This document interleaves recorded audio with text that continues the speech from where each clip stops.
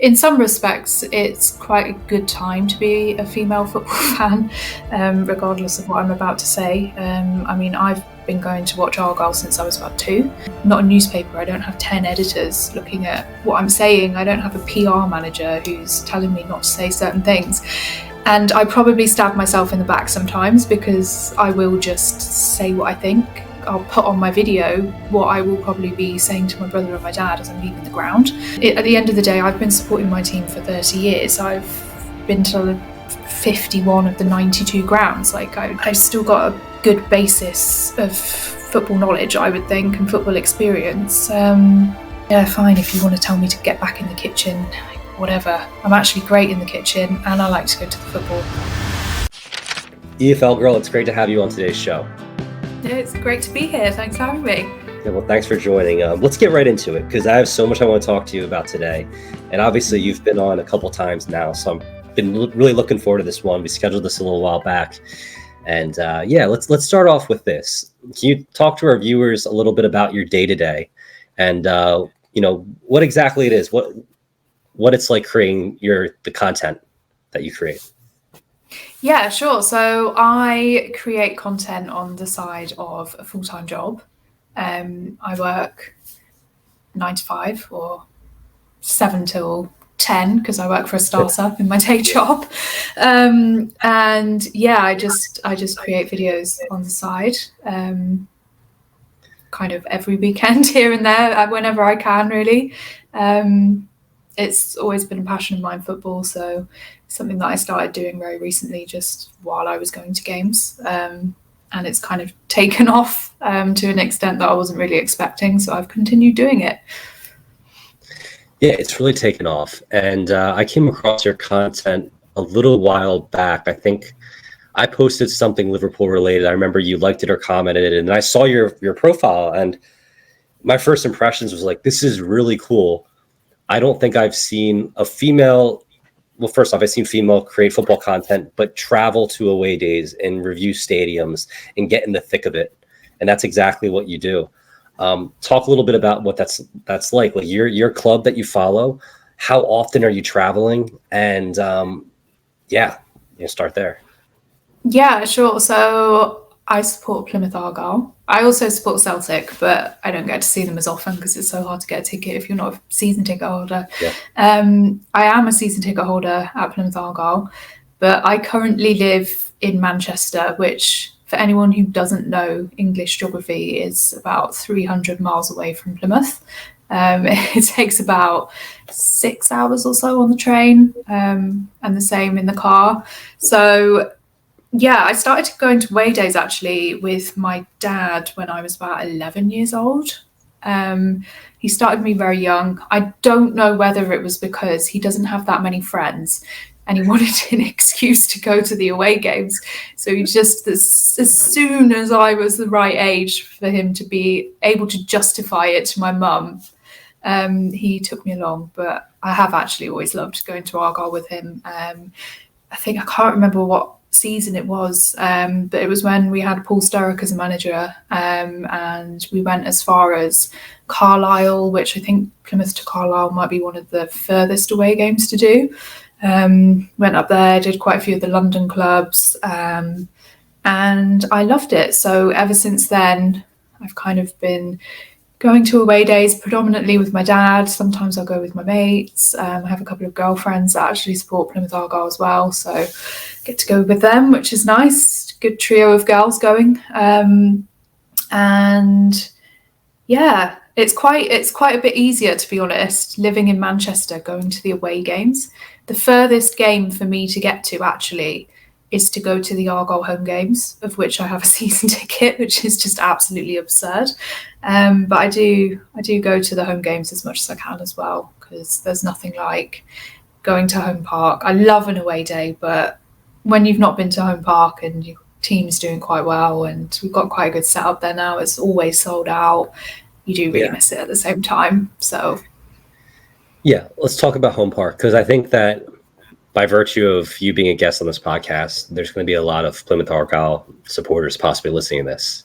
Describe for anyone who, for myself, who's never been to home park, who's never, attended a match there, what it's like. Like, what's the atmosphere like? What are the fans like?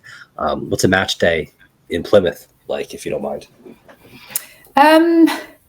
See, I'm going to take my bias out of it here because I know I've got a lot of people who follow my content who aren't Plymouth fans, and I get told a lot, Plymouth, you need to be a bit more humble, which is fair. To me, it's the greatest place in the world. It's beautiful. You're not going to find many stadiums in the UK that are just in the middle of a giant park. For example, Central Park, better than the New York Central Park, in my opinion. All right. It's not, but I'll claim it. It's, to be completely honest with you, it's not the greatest stadium in the world.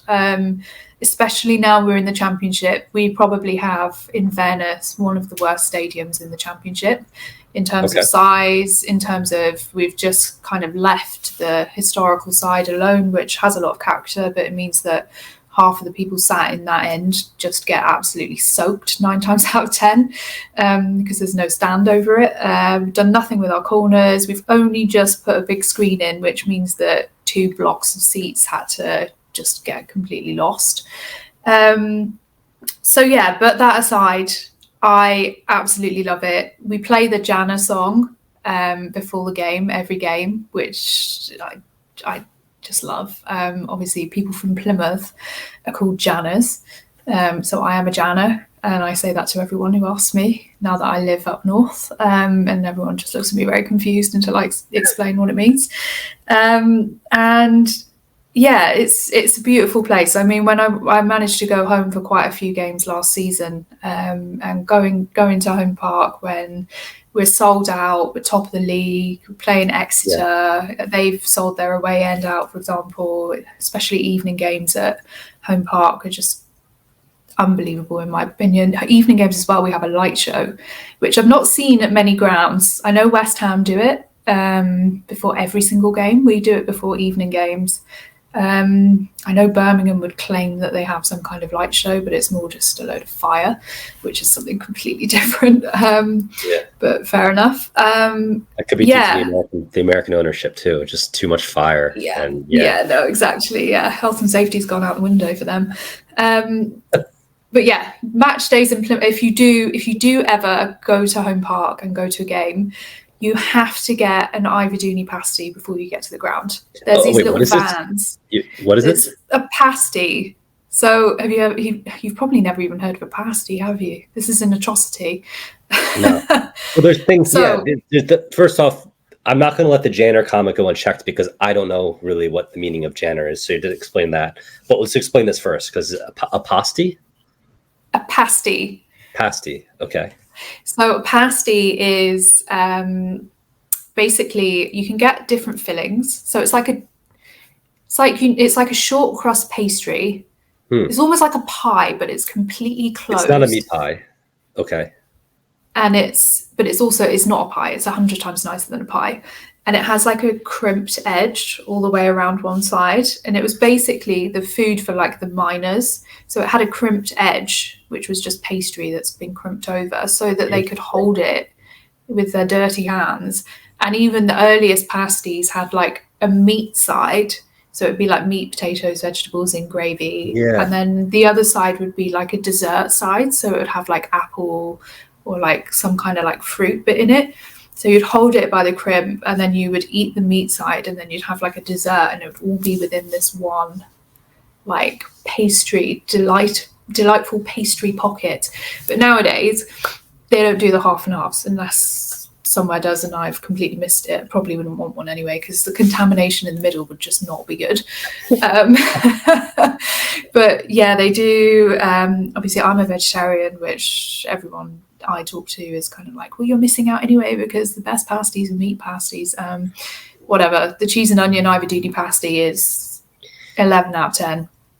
This is mind-blowing. That's so interesting to me. So so they had the crimp sides. So, you know, the miners wouldn't contaminate their food, like touch it. So they could kind of keep their dirty hands away from it. And then they would have one part that was almost like the dinner portion and then dessert portion. Yeah. You're saying that there could be a place out there that does both, but from what you can tell right now, they just separate the two. There's like dessert and okay. Yeah, I need to try one Yeah, of these. so you 100% do. But this is the thing: if you go to Home Park, you cannot get a pasty inside the ground. Because they're probably like a 5 or 6 out of 10. The best Mm. pasties come solely from the Iverduni pasty van, and they know this themselves as well. All the fans know it. They have like 10 vans that all surround like the outskirts of the ground, like in all the residential areas, Yeah. like a couple of hours before kickoff. And you just go down to the van, get your extra large pasty for £3. Eat it on the way to the ground. It's fantastic. This episode is sponsored by the Ivy Dooney Pot. You know what? That would have been a great sponsor. That would actually be a dream of mine, I think. To have your away days, and honestly, that would be smart for them, because there are a lot of Plymouth supporters, and anyone else who travels away to Home Park could indulge in an incredible pasty from what I'm hearing. That's amazing. I'll have to try one. I don't know if there's anything similar, like in the Appalachian regions, like, the coal mining regions of the U.S., if they have some similar, be interesting cuisine that maybe I've never heard of. Yeah, potentially. I mean, I've been to Midwest America and kind of the East Coast quite a bit to see my brother when he was out there, but I can say I have never seen a pasty in those parts of the world. So I guarantee you would love it. So maybe I can start exporting Iverdunis for them. Iverdunis, sign me up. There's clearly a gap in the market here. I've seen. I feel like you could freeze it. You could freeze it and export you can actually freeze them. So Iverdunis, not that I bang. There are other pasty brands available, but they are the best in my opinion.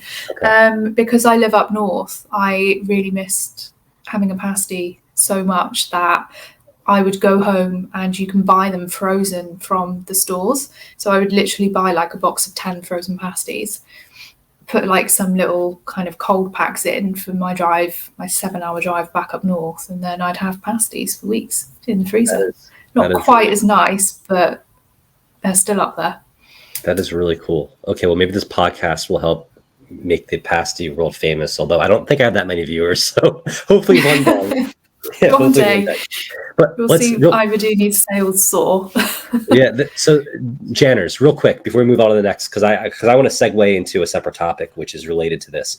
But Janners, real quick, describe what that is, what that means. You see, I'm not sure what the word itself actually means, but it's just used for someone who, I think it's used for someone who's originally was used for someone who is from by the sea. Okay. And then just somehow along the way, Plymouth have adopted it, and anyone who's from Plymouth is called a Janner. And that's why we say to each other, like, "Oh, get on, you Janner." It's just, I don't know. It's just. But it's specifically Plymouth, though. Like if you're from Brighton or if you're from No. Okay. Yeah. It's Plymouth. Yeah, purely Plymouth. Nowhere else can claim it. Okay, pasty, Janner, all of this like localized slang in the South. We talked a little bit about this before the podcast. One thing I love about your away days is how you incorporate a lot of slang, whether you realize it or not. And as like an American viewer, and I'm sure you're getting more and more followers probably from the United States and around. I don't know if you looked at the demographics of it. Do you realize that you're throwing in like this slang and lingo in almost every scene of one of your TikTok videos, which I love? I think it adds to the effect of each away day. Like, do you realize you're doing this or no? It's just natural. Yeah, no, I had no idea. Yeah, it wasn't until you kind of pointed it out that I even realized that I did that kind of thing, to be honest. I think some of it comes from just naturally, especially if I get like quite emotional about something, or I've had a few drinks, one or the two. The two together is a nightmare.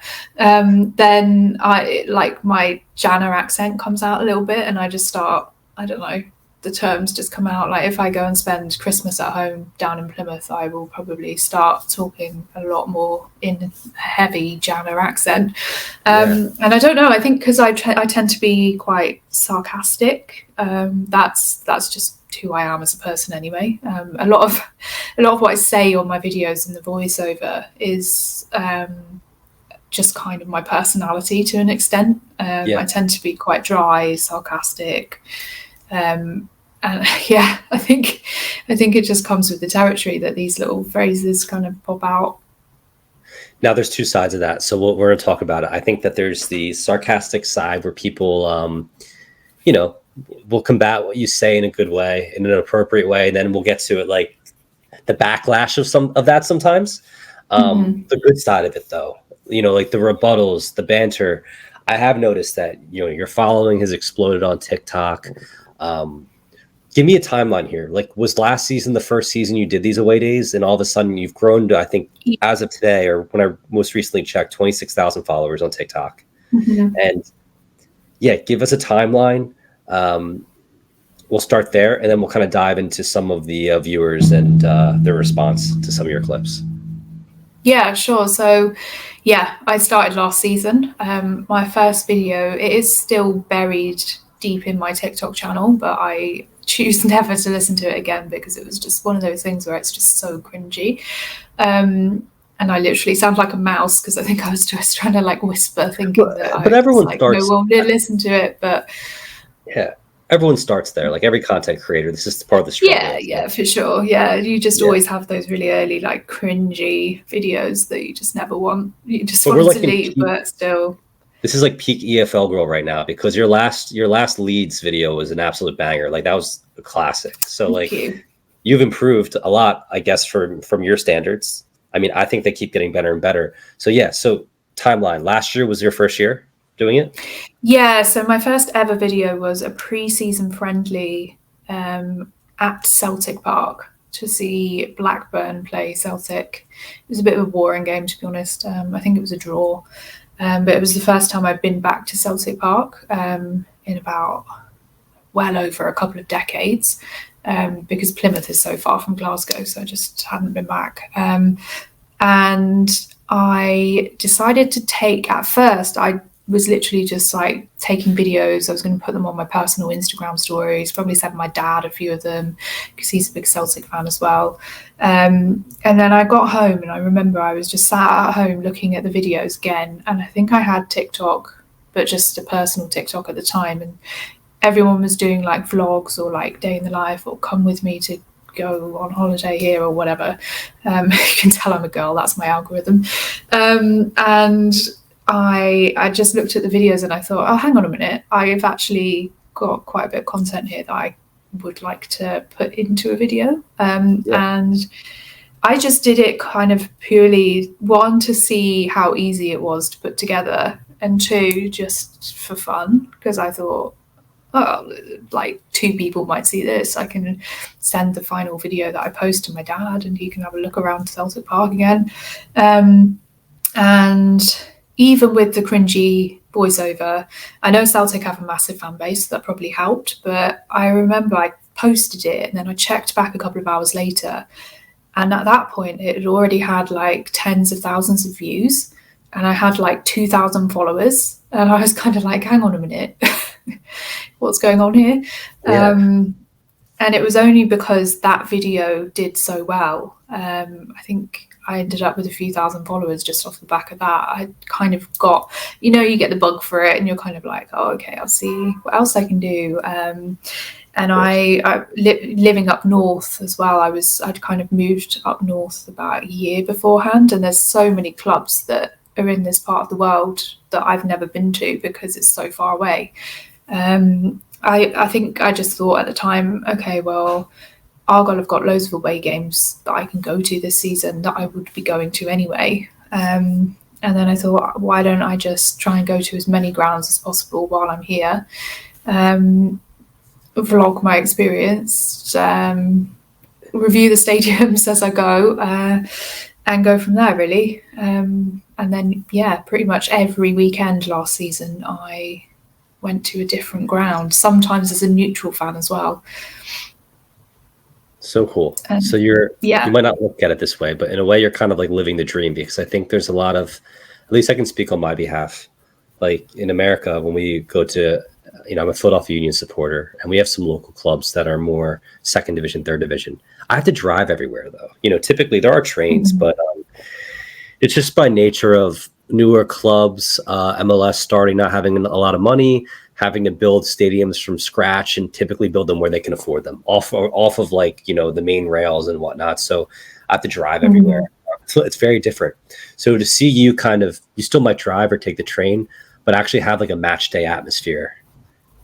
Very cool to see from like afar, which is why I think like I took a liking to your videos. Now you see the supportive side in the comments, the banter back and forth. But there's kind of like almost the dark side of it too, where I think just as 2,000 people following you right away, which is massive after your first post, and you continue to grow because it's not as common to see women as football content creators doing what you're doing. There's also the drawbacks to that. Let's talk a little bit about that, if you don't mind, as much as you want. Kind of the drawbacks to being a woman football content creator in 2023 in the UK or elsewhere. Yeah, sure. So, I mean, in some respects, it's quite a good time to be a female football fan, regardless of what I'm about to say. I mean, I've been going to watch Argyle since I was about 2. So that's 30 years of watching the same club. And I can say that obviously I didn't pay much attention to what the atmosphere was like when I was 2. When I could start paying attention, it has definitely changed a lot. You do see a lot. Sure, there was some like deep-seated psychological, like as a 2-year-old, you probably like saw more than you realized though. Like the atmosphere, I'm sure that got you hooked at like a young age. Yeah, for sure. And I mean, in those early days, my dad they used to do, I don't know if they still do it, but they used to do like an open day at Argyle every season, like before the start of the season, and you'd go and have a look around the dressing rooms, and you go meet all the players. And I actually, my first one was when Neil Warnock was our manager, absolute legend. And as a very, very vaguely remember it, I think I was about 5.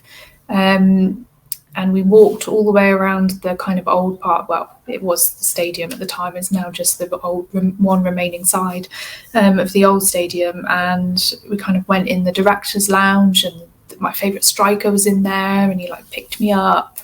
Dad's got a picture of me like being held by him.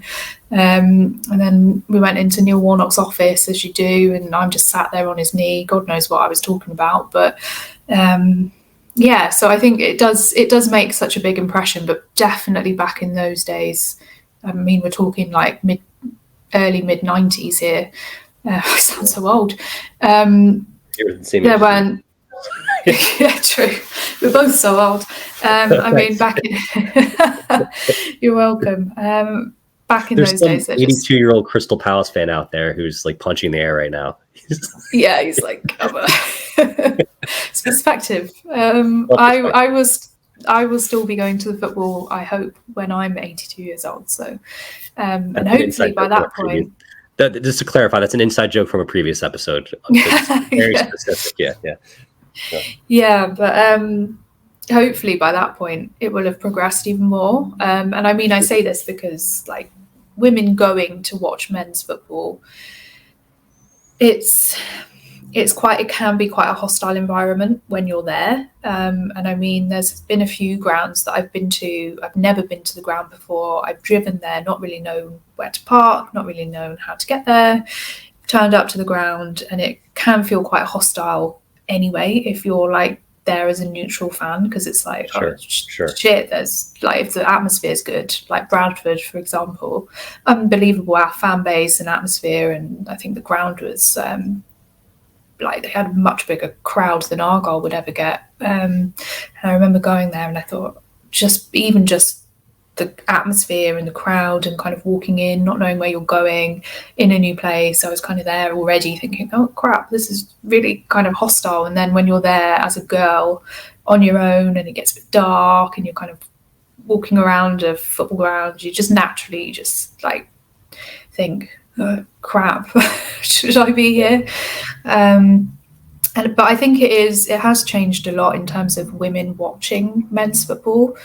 I'm one of those women that I'm trying really hard to get on board with women's football, but it will never be the same as men's football, in my opinion. And that's probably because I've grown up watching a men's team. But it's really cool nowadays that you see young girls going to watch men's football. I mean, I was at Leeds away with Argyle a couple of weeks ago now, last weekend. And I remember this guy who was about 40, I would say, had his two little girls with him, and one of them must have only been like a few years old. Like, it reminded me of going with my dad when I was little. Just two little blonde girls, kind of couldn't really see anything. One way he had to hold one of them, and then the other one was stood on a seat the whole time. And then got a bit bored come the 30th minute when we were 2-0 down, and one of them was just sat there and he went off to get some chips. But no, you do see it a lot more. And I think in terms of women being more accepted as fans of men's football, we're probably getting somewhere, but there's still a lot more that we can do. And definitely the online world does not translate in the same way to the physical world.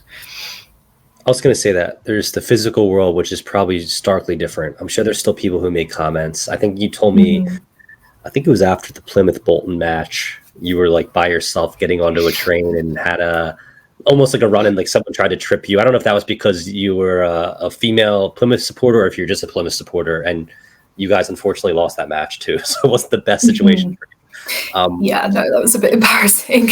Yeah, but there's no place for that in general, whether obviously if you're a woman or you're a man, to do that to anyone, but that's just bullying. But there's keyboard warriors out there. And I think you got a lot of that with the Birmingham City video. So talk a little bit about that. You don't have to go in great detail if you don't like, but just some of the general sub comments. You obviously went at them pretty hard, admittedly. I think you would admit to that. So maybe there were some things 100%. Where you should have held back. But the abuse you received, there's no place for it. Yeah, no, of course. And at the end of the day, what I always think is I am just a person. I don't see myself as a content creator per se. This isn't my job. This is just something that I find a bit of fun in doing while I'm going to a game anyway. I love football. I love Argyle. I'm going to go to a game, so I'm going to film around beforehand. I don't film much of the game itself because I'm there as a fan. Nice. And I'm just a person. And I think, especially online, people forget this a lot. And in that sense, obviously, I am just a person, and I'm going to show my personality. I'm not a newspaper. I don't have 10 editors looking at what I'm saying. I don't have a PR manager who's telling me not to say certain things. And I probably stab myself in the back sometimes because I will just say what I think. I'll put on my video what I will probably be saying to my brother and my dad as I'm leaving the ground. And in that respect, yeah, absolutely 100% fair enough. If I'm slating something or I'm hating on a player, or I think your ground is absolute shit, or your fan base is disgusting, or whatever, one, I will probably say it, and two, I'll probably expect something back because that's fair enough. I've said it, but I think there's a line and it becomes a little bit blurry, especially if I am one person, and then if I have a whole fan base coming at me and making it personal to me, it then becomes a bit difficult to handle. And I mean, in terms of comments, I always, every single video that I ever do where I mention football in any degree, I will always have a standard amount of comments where men will say, oh, get back in the kitchen, or there's ironing to do in the corner, or this is why women shouldn't go to football, or like you got no ball knowledge, or whatever. Whereas in fact, that annoys me to an extent because I feel like it's very much just because I'm a girl. I feel like a male content creator wouldn't get that same amount of comments. Yeah. And at the end of the day, I've been supporting my team for 30 years. I've been to 51 of the 92 grounds. Like, I probably don't know the ins and outs of football as much as some people, but I've still got a good basis of football knowledge, I would think, and football experience. So I get that kind of level of comment, and that happens quite often, but you just have to take it on the chin. I mean, it's in the same vein as I might say I really dislike a player, or this player doesn't deserve to be playing, or this player looks like a girl with this bun in his hair or something. Yeah, fine, if you want to tell me to get back in the kitchen, whatever. I'm actually great in the kitchen and I like to go to the football.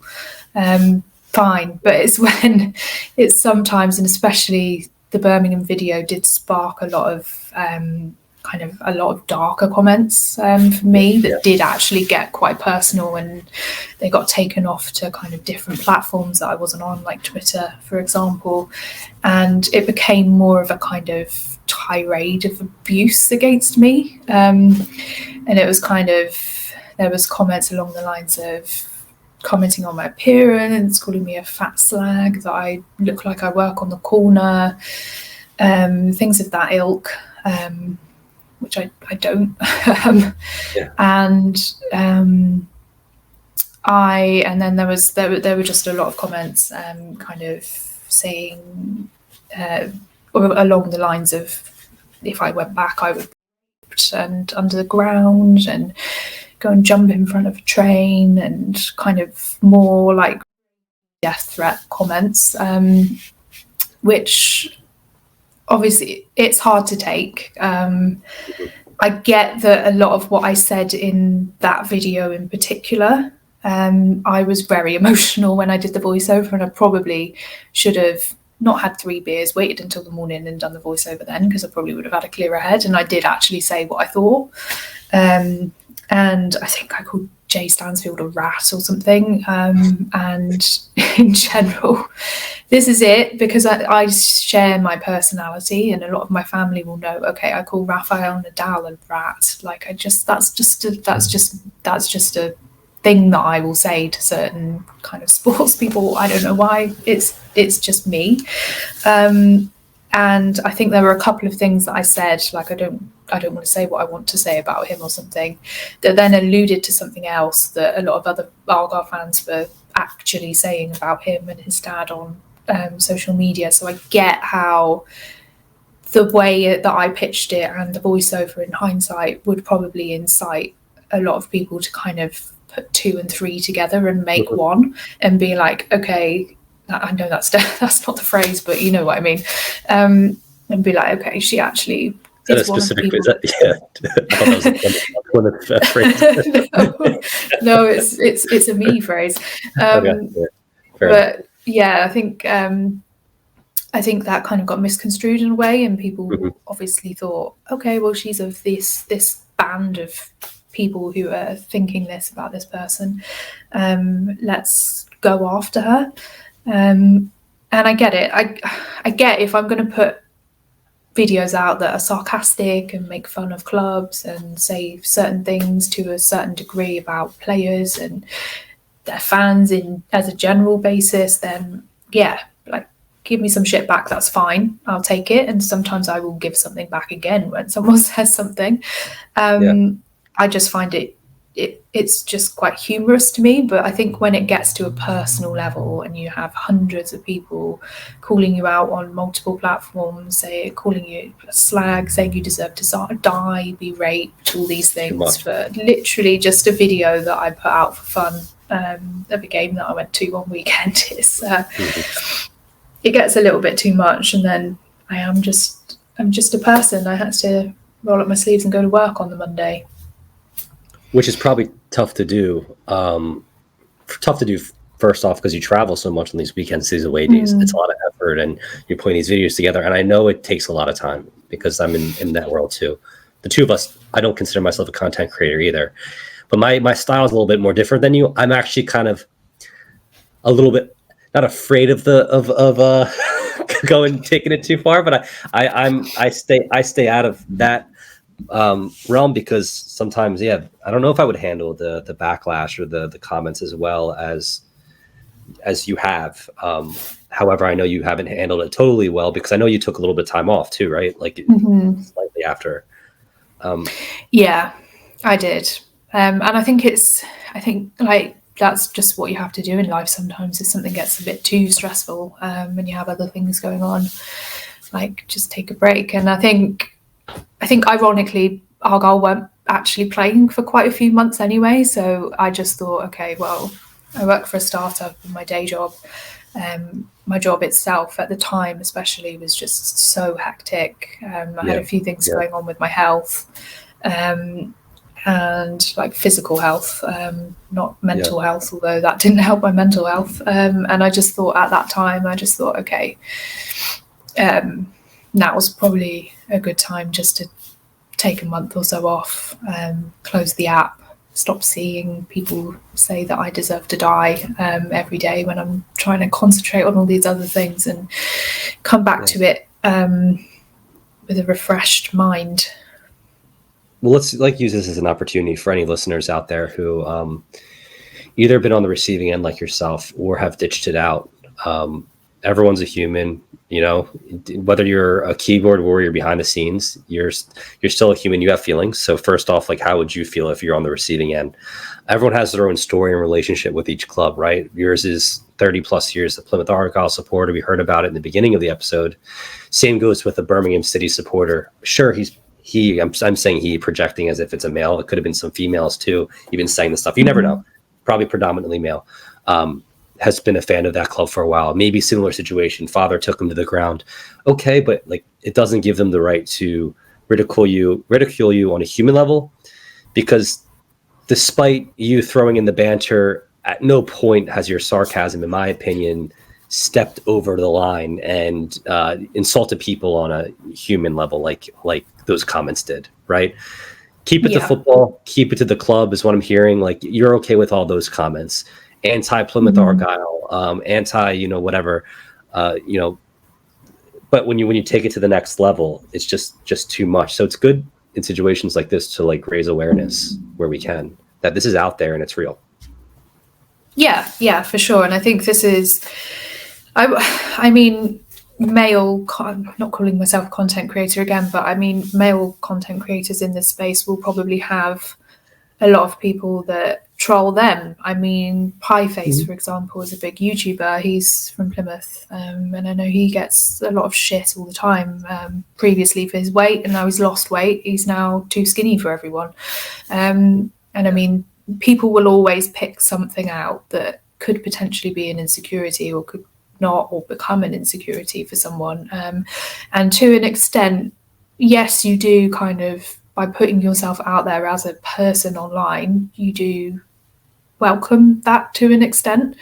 And that's what I mean. I mean, fair enough if you want to make fun of the fact that my voice went squeaky at a certain point, or the fact that I said something about the stadium that wasn't true, or the fact that, like, that's fine. But I think definitely when it crosses a different line, and I do think women in the football space do have it a bit harder than the men do, because it's so easy for men to think that, and by far and large in the UK still, men's football is a men's game. It's all the lads will get in the bus with a 10-pack of Stella and go to the game, and like it's a male dominated activity still to support a club.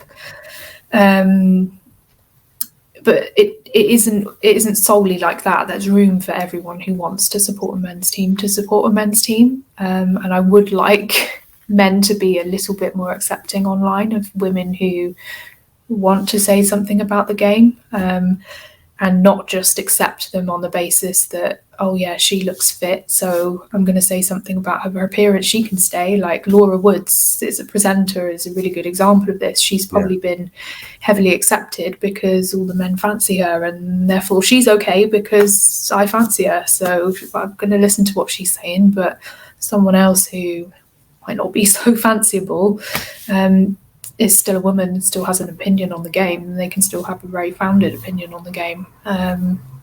So yeah, it can be a bit harder. Yeah. And I know American listeners too, because my last episode I talked to Chai Casey, who is a FC24 Twitch streamer, female content creator as well. Now she does it full time. I wouldn't say like her video style is different than yours. We'll talk a little bit more about your style in a second. But she still has issues too. And I actually took a step back and I asked her a question in the last episode. It was, I've always thought this was predominantly a UK football thing. Like you said, more men attending the matches, say what you want about American sports, but they've been a little bit more inclusive over time. Away supporters sit with home supporters. That's a little strange, depending on what stadium you're at. Like in Philadelphia, might not be the best idea because we are like a rougher city, but it still pales in comparison to some of these UK, away day situations. You can bring your girlfriend, your spouse, your female friends to a match or to a American football game, baseball game. There's no issues, but online there are issues. So it goes back to that. She's an American female content creator.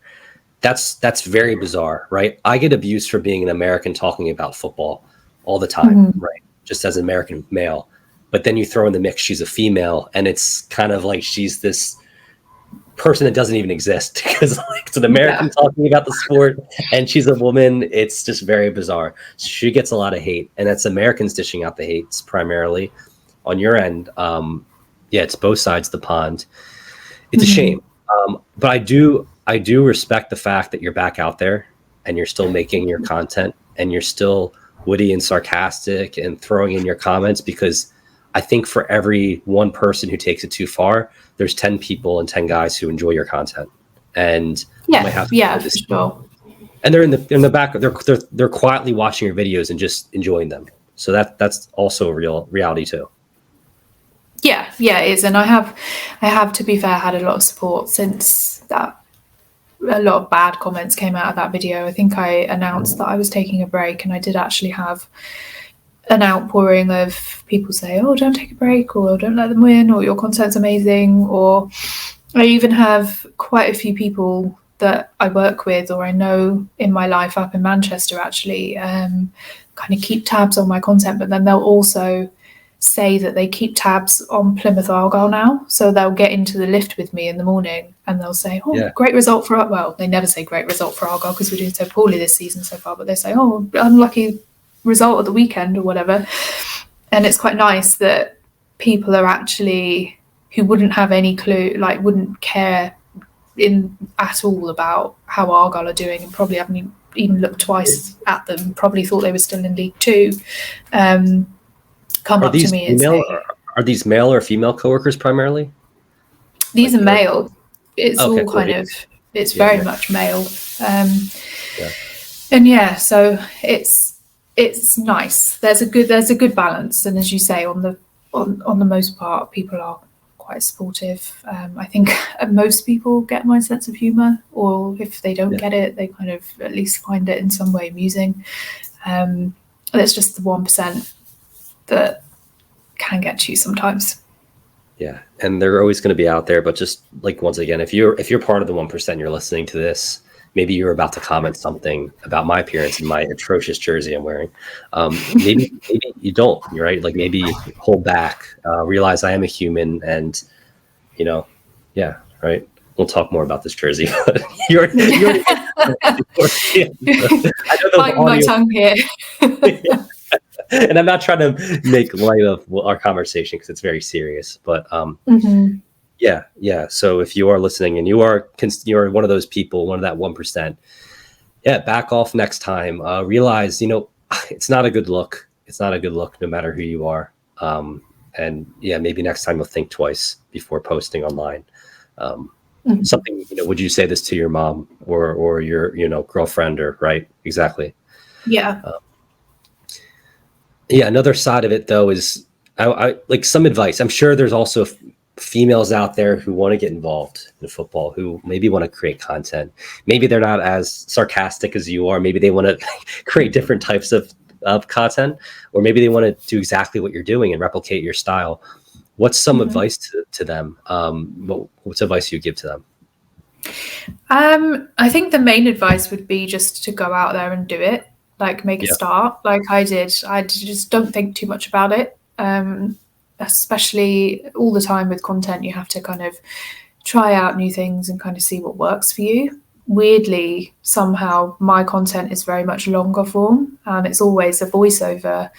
Well, generally, that's the style that works best for me, which is not really it kind of goes against all of the rules that TikTok say works well, which is kind of strange. But there we go. You just have to kind of start to do it and just figure out what works. And I think being a woman, just know that there will be people who kind of take offense to the fact that you're a woman and you're saying something bad about their club that they've always been going to with their mates or whatever. Know that that's there, but then just be prepared to also know that, as you said before, there's 100 people to every one person that will take offense to that. There's 100 nice people who actually support what you're doing. And I think the grounds are becoming slightly safer and more acceptable places for women to go to. I mean, the physical side is definitely something that's also still there. I know Her Game 2 have done quite a lot of good work in making stadiums and men's football a much safer place for women to go to. There's a lot of work that they still need to do, but we're kind of getting there. And I think, if you're passionate about it, like, we need more female voices around men's football. At the moment, a lot of the female voices that you hear are obviously on Sky Sports because they need a mixture of kind of men and women talking about it. It's good that you do see a lot of clubs on their own channels have kind of female presenters now as well, which is good. Sure. And I think, 100%, if you're a woman and you support a men's club or a women's club for that matter, because women's football is kind of on the up, and that definitely in itself needs a lot more attention. We're getting there, but because back in my day I had to give up football. It was kind of, this is a hobby, and then you'll have to concentrate on your GCSEs, so you won't be able to play it anymore. It was never you could go and play for Argyle when you leave school, or you could potentially play for Arsenal and play for your country, although I would have played for Scotland rather than England. And that could deserve some I feel like you're open to some negative comments about that or backlash to that comment, like, oh god, again, I get that quite a lot. People must think I'm a very confused woman. Maybe this is why everyone says I should get back in the kitchen, because it does seem a bit strange to be from Plymouth, living in Manchester, supporting Plymouth Argyle and being a season ticket holder, but then also supporting Celtic and being a Scotland fan. I was going to say Scotland flan. Simple. Your father's from Glasgow. Your father's from Glasgow. Right? So my granddad, so his dad, is Glaswegian, and the whole family of that generation were Glaswegian, and we were originally Irish. So we got ousted by the British Army and half of us moved to, I say half of us, I wasn't there clearly, but half of us moved to Scotland, and then half of us moved to New York, I think. And I got the short end of the stick and came from the lot that came from Glasgow. But clearly, as kind of Irish Scots, they supported Celtic. And it's just one of those things that's been passed down. I mean, I feel very close to my Irish Scottish heritage. It's in my name. It's always been part of who I am. My family are we're a naval family originally, so we only made it down to Plymouth because that's where the Navy took us. So so I think I feel a bit like a displaced Irish person, I guess, essentially. But it's just one of those weird things, and that's one of the things with football, isn't it? It becomes almost like a brainwashing thing when your parents support a club. and you don't necessarily have a choice. So I was kind of sat there. I remember the first World Cup I ever paid attention to was the '98 World Cup, which I think was actually the last time Scotland were ever in a World Cup. And it was kind of one of those things where you see your dad like cheering the team that England are playing and like hitting his head on the lampshade when David Beckham misses a penalty. And then you're kind of there and you're given like this Scotland shirt that's like way too big for you. And you're kind of, it just becomes one of those things. Like from that moment on, I was the Scotland fan. It is what it is. I wouldn't count myself begrudgingly. I'm English technically because I was born in England, but I don't see myself as English as a lot of immigrant family. I guess I'm not an immigrant, but I don't know what classes as a migrant family. I guess as anyone would. I see myself as where my family comes from originally. And there's nothing wrong with that. That's kind of cool. Like that's your story. You have a unique story, and I think your content's unique. You're living in Manchester. You're born and raised in Plymouth, right? Grandparents were Glaswegian. Yeah, there's nothing wrong with supporting Scotland, and it's your choice. And then Celtic, and still being an Argyle supporter. I'm also Scotch-Irish, so like that's my ancestry on the other side. So my my dad's Irish, my mom's Scottish heritage. So even I, being so far removed, obviously I'm a U.S. men's national team supporter, but you see the Celtic back there. So like I think you should have pride in like where you're from and your background, and that's pretty cool. All of that factors into your episodes, I'm sure too. Maybe it just becomes one very confusing conglomeration of where is this girl from? What's she doing? but entertaining content nonetheless, right? And part of that, I'm sure, is I don't know if your father has like a similar sarcastic approach and makes comments too. So probably get it from him, maybe your brother, and all of that comes together from your family's background. It's very cool. So yeah, keep doing you. And EFL Girl, where do you see your channel going? The next, or your TikTok, you're on Instagram. Where do you see this going over time? Just keep doing what you're doing, hopefully, and grow it. Yeah, I think so. I mean, my main thing is I love football and I follow Argyle because I think it's fun for me. And this kind of channel helps me to put my views out there while I go to the games. So I think for me, the main thing is just to keep doing it while it's still fun for me to do. I know, I mean, who knows? See where it goes. I'm definitely not one of those people. I'm far too old to be chasing some kind of, I'm going to be a content creator, I'm going to be a YouTuber type dream. That's not me. That's, if it happens, it happens, but it's not necessarily what I'm going to chase. I mean, I've worked for 12 years in a certain career to build my career up. This is just like, it's still a hobby for me.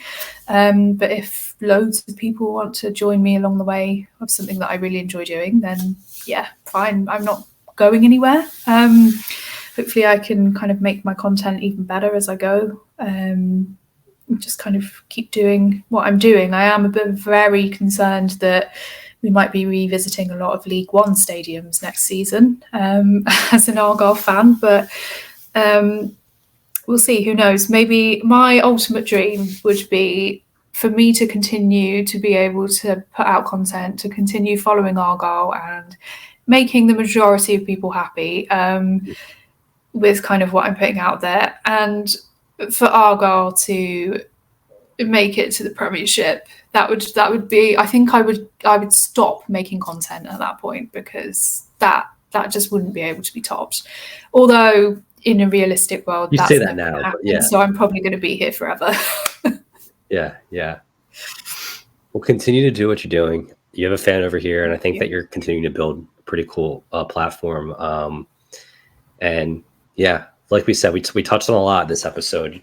So if you have an interest in EFL Girl's content, now you know who she is, about her background, what she says is a confused background, but what she does day to day. And I think it's pretty fascinating. So it's been great to have you on the channel and on this episode. Thanks for having me. So where can any listeners or watchers on YouTube at this point, guys? We're all over, your name, Apple, Spotify, Google, Amazon, wherever you listen to the podcast, as well as on the YouTube channel, State of Soccer. I'm going to link all of EFL Girl's channels in the description below. But EFL Girl, for any people listening who don't look at the YouTube component of this, where can they find you? Sure. So I am mainly on TikTok. That's the kind of channel that I've mastered, and it's like my home. I'm just at EFL Girl on there. I am also on Instagram, also at EFL Girl. And I do have a YouTube channel, but I haven't actually pressed the trigger and posted anything yet. So if you want to join me on there. I want to see some EFL Girl YouTube content personally. Well, you never know. 2024 could be the year. So I'm also EFL Girl on there. So if you want to follow in anticipation, I tell you what, if I end up with quite a few subscribers come January 2024 on YouTube, I will start doing YouTube videos. Yeah, guys, don't have high expectations. She has no videos on YouTube right now, but I will link the channel below. So to subscribe to it so then she can start making content, because I would personally enjoy that. Hopefully, you can even just take what you do on TikTok and throw it on there too. But True. With that, guys, this has been another episode, a longer than usual episode, but we had a lot to talk about today. So I hope you guys enjoyed this episode of the Soccer Stories podcast. But until next time, this is Brian McDonough signing off. I'll see you guys next week, every Sunday, for another episode. Take care.